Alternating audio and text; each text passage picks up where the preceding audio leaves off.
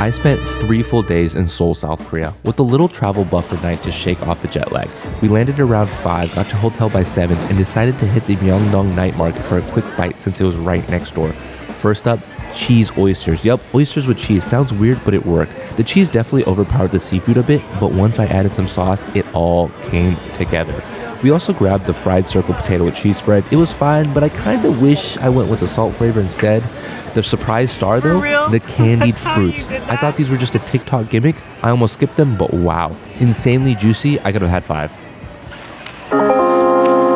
Day 1 was all about exploring the historical side of Seoul, and even though jet lag hit hard, we powered through. I was up at 4 a.m. wide awake and starving. Luckily, I found a spot called Ikseon-dong, a cozy breakfast place. They served a bunch of banchan, but the real winner was the chicken porridge rice. Rice for the carbs, chicken for the protein, warmth for the soul. It wasn't too flavorful, not too heavy, and just the kind of fuel you needed to fire up the engine for a long day ahead.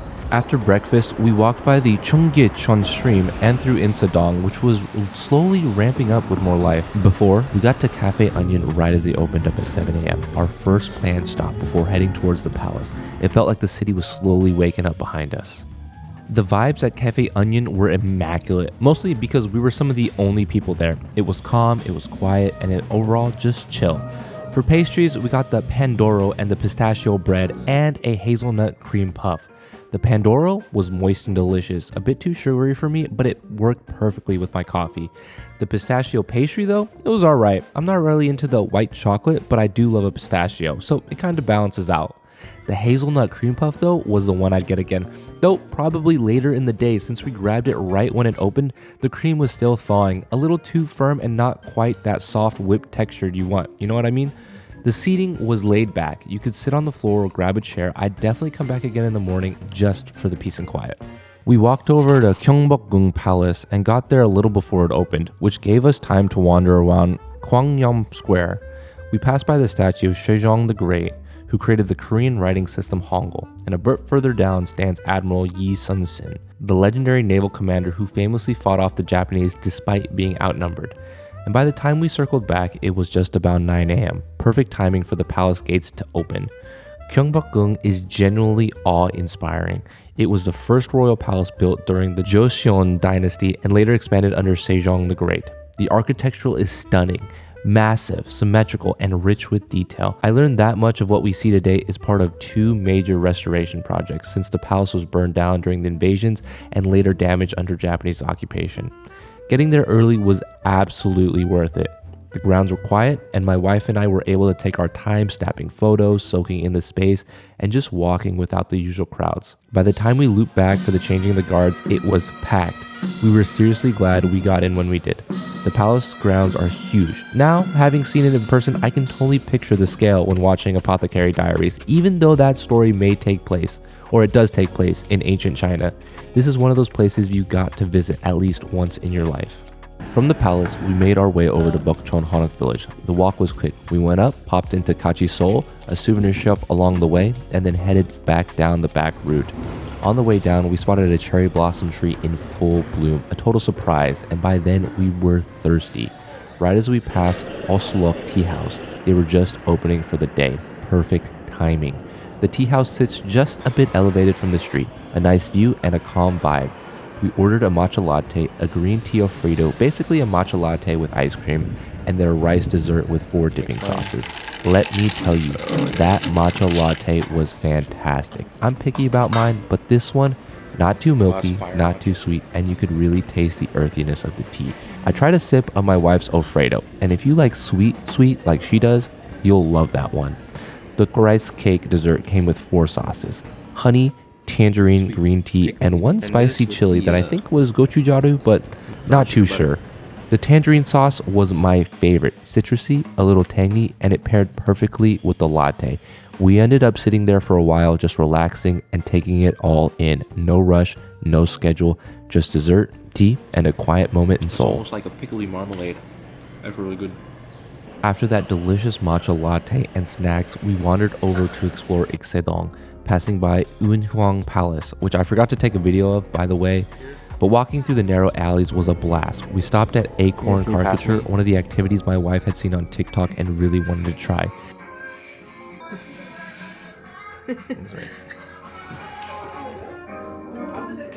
From there, we followed a few turns and ended up at a salt bread shop, which was amazing. Just one item on the menu, salt bread. You order 4 at a time. The line was long, so we knew we had to try it. The bread, just like the name, mild, salty, and really flavorful.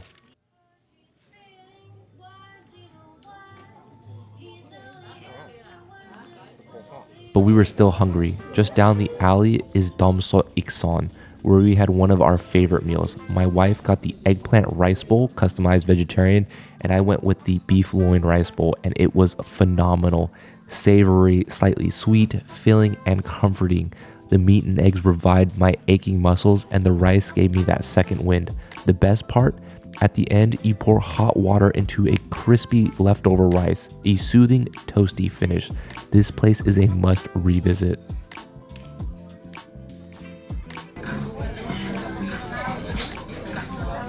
Even with our bellies full, we stopped next door at Soho Salt Pond, another cafe famous for salty bread. I grabbed a truffle salt bread and an iced salted cream latte to go. Though I forgot to film the salt bread, and that was mainly because I ate too fast and my stomach needed a moment to recover back at the hotel. So we headed back to the hotel, rested a bit, and then we set out through Myeongdong on a mission to Seoul Tower. Seeing Myeongdong in the daytime was a trip. After the crowded night market, the streets felt open. We walked all the way to Namsan cable car and rode it up and explored the area around the tower. I thought it would just be up and down, but the surrounding area, which I think is called Namsan Park, was actually really nice. There were scenic overlooks, small shops, and a beautiful view of Seoul. And as someone who doesn't like heights, I had to hype myself up, but it was worth it. The day was a bit smoggy, but we cracked open a couple beers and just sat, enjoyed the view, and took it all in. But that night, we had reservations in Gangnam, so we chugged our beers and headed straight back down.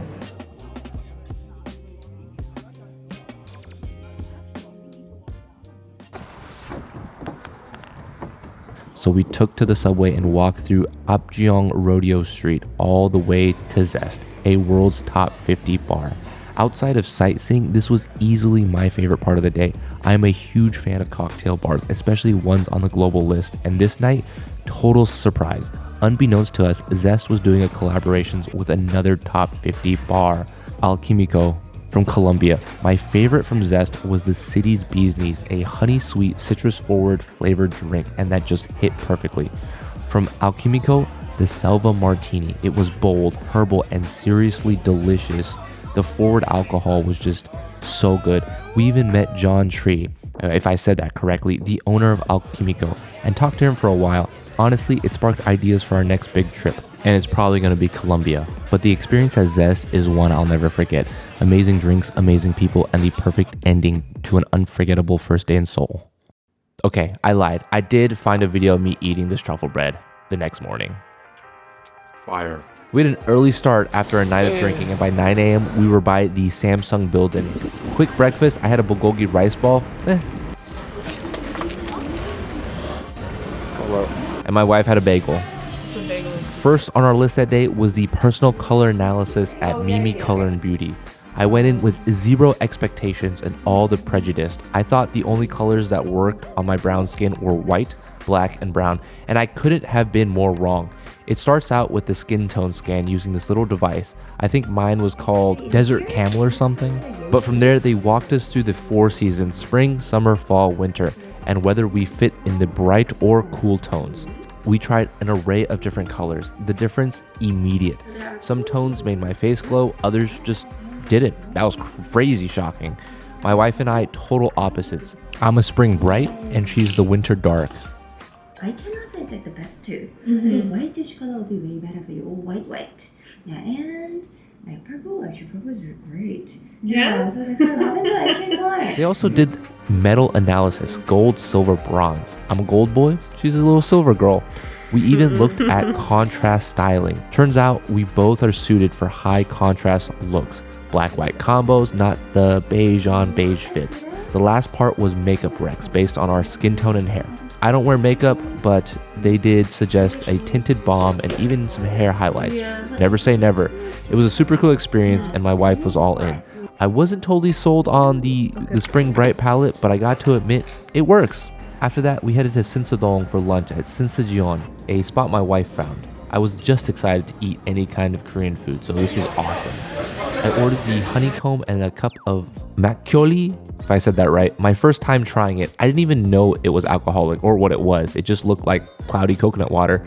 One sip and my face went into full shock mode. Straight fire. That combination with the honey and the alcohol, absolutely amazing. I am profoundly like, it was so good. You gotta try it.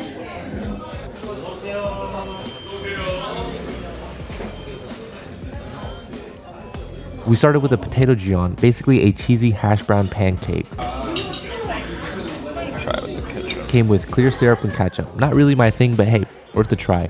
The real win was the combination jeon: shrimp, tofu, whitefish, mushrooms, and other bits, all wrapped in the shiso leaf or perilla leaf. I took the meats, my wife took the veggies. My favorite was definitely the shrimp and the meat inside the shiso.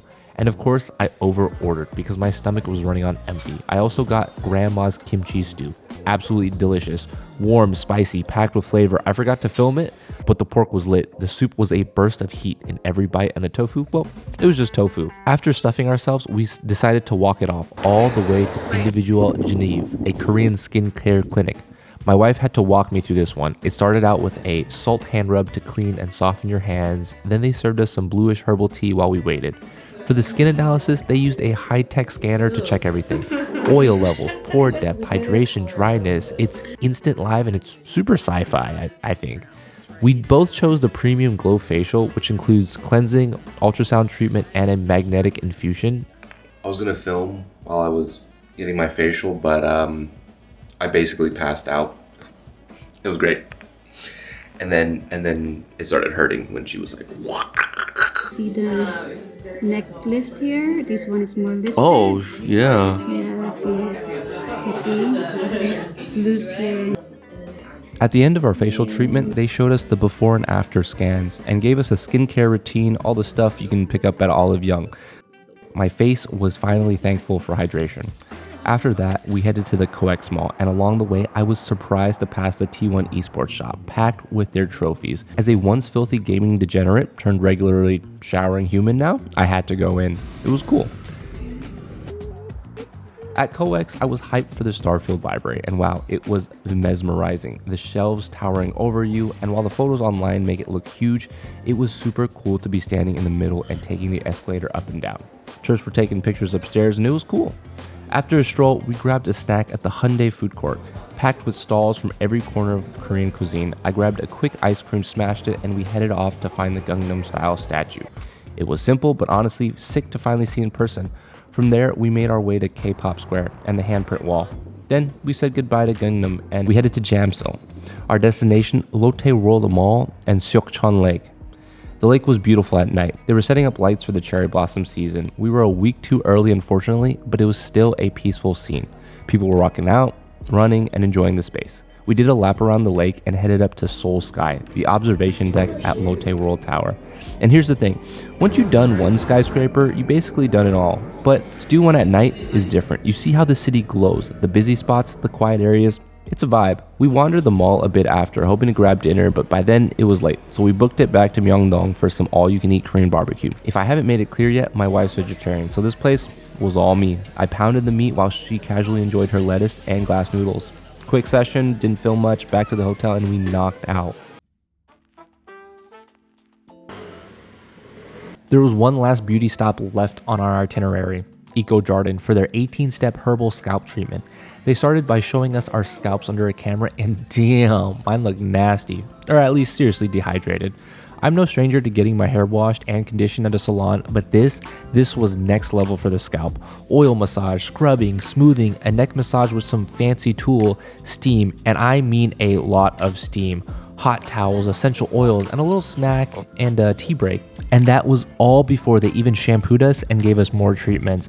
I didn't film inside the shampoo room, mostly because I was passed out with a heated eye cover, but hey, it was amazing. And they finished us up, showed us the contrast, and we were on our way to Hongdae. The rest of the day was really for shopping, but food first. We were walking by and Corinne saw a veggie bibimbap, so we went in. This is where I tried Terra beer for the first time, and this is how she pours it for me. Bro. It's okay. She does no wrong, though. Oh my god.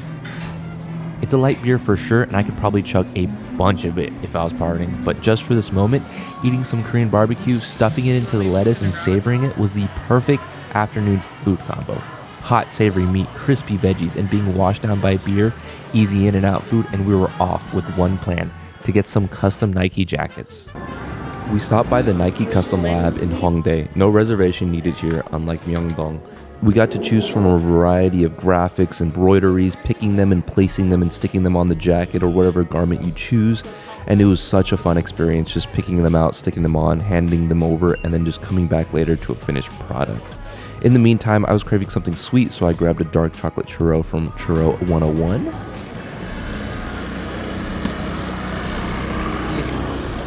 It's sweet. Whatever. We spent the afternoon wandering around Hongdae, starting with like big brands like Nike, New Balance, Adidas, and then totally by chance we found this cafe, 934 Cafe. The building looked wild and the whole menu was magically themed. I didn't realize it right away, but now that I'm talking, it's basically modeled after Harry Potter's platform 934s. The inside had 4 different themed floors. I got the butter beer expecting it to be super sweet like the one at Universal, but Dude, this is sick. This is disgusting. Really?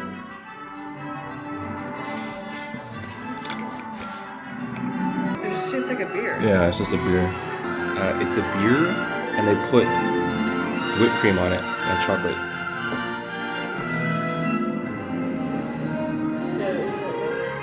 The combination doesn't work. I thought it was gonna be like super sweet. with half the day gone, we explored deeper into the areas, checking out more niche shops and sites along the Red Road. And honestly, I love Hongdae a lot. It was freaking awesome. If I had to come back, I'd probably stay down here. It's vibrant, it's cool, not a lot of cars. Pretty cool, amazing. The shops I like. We did make a quick stop to grab Corinne some curry because hangry is a real thing. And then we hit it up all of Young, and let's just say some. This is how it ended. So we dropped that stuff off at the hotel, and then we ran to Gwangjang Market for a final fast food run. Grabbed a little sweet rice twist. Fire, absolute fire. What's in it? Just dough and sugar. Fucking hell.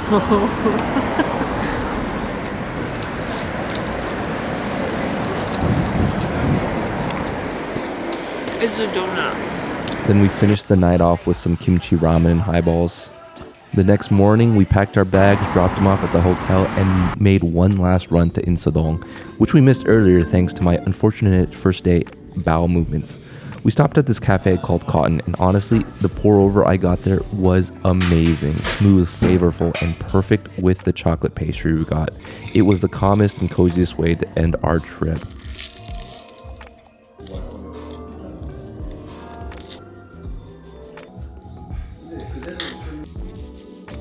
After our caffeine fix, we ended up just shopping around, and there's this one store nearby with a bunch of cats.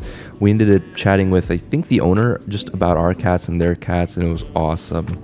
We ended up popping into Ssamziegil, a multi-floor shopping alley packed with little stores and stalls.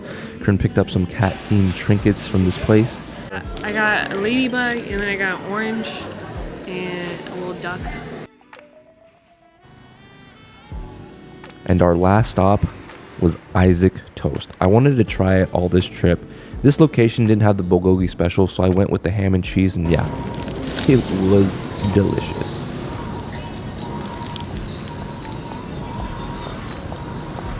Yeah? Why is everything so sweet here? It's actually really good. I think it's the bread. It's actually really good. And that's how we spent 3 days in Seoul. Give or take a night and a morning. An amazing experience, even though we only scratched the surface. Can't wait to go back, hopefully for longer next time, and maybe with friends who can actually translate stuff. Peace.